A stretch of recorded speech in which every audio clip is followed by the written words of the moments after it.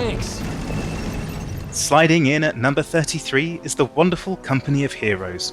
It's a masterful World War II RTS that stands as one of the best, most accessible strategy games around.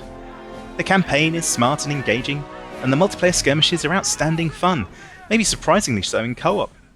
Company of Heroes is never far from my hard drive, and still something that gets brought out on a rainy day, or whenever I find myself coming down off a particularly intense Dan Carlin binge. But at the time, back in 2006, it kind of came out of nowhere.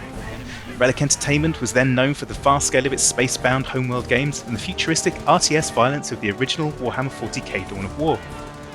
An intimate, often brutal but intricately tactical small-scale World War II game seemed like the last thing the company would then create, especially as you could already fill a library with a vast number of WW2 strategy games already out there.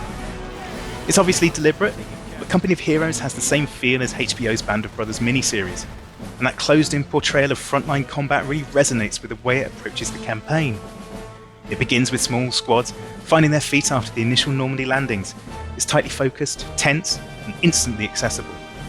Relic does a fantastic job of feeding you the tools and tactics you need to succeed without being overly reliant on lengthy tutorial missions.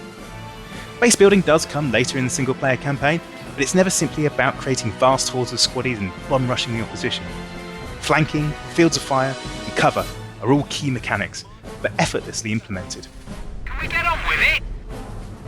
The subsequent standalone DLCs added new factions and campaigns. Well, the Brits in another version of goose-stepping National Socialism anyway. But still, they offer fascinating new ways to play, with the stoic British Army in particular offering a marked contrast to the high speed of the US airborne troops you start out with. But you're missing out if you just stick to the campaign alone. Skirmishes, which later became a vital part of the Dawn of War franchise, offer a fantastic multiplayer strategy gaming experience. And that's equally true whether you're playing against or with a friend. Sure, circumnavigating your buddy's base, laying an intricate weave of mines as you go, is a great way to ruin a friendship. But it's so much more satisfying when you can join forces to really go to town on everyone's favourite bad guys, the Nazis.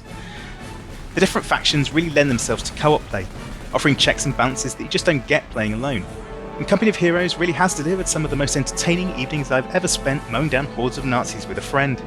And, at the end of the day, isn't that what it's all really about?